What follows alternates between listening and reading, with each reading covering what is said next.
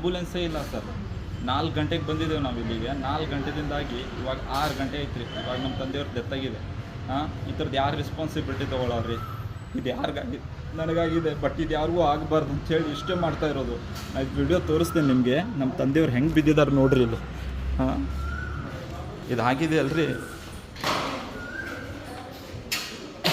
ನಮ್ಮದು ಗೌರ್ಮೆಂಟ್ ಹಾಸ್ಪಿಟಲಿಂದ ಹಕ್ಕಿಗತೇನೆ ಇಷ್ಟು ನೋಡ್ರಿ. ಇದು ಏನೂ ಮಾಡ್ಲಿಕ್ಕೆ ಬರಲ್ಲ.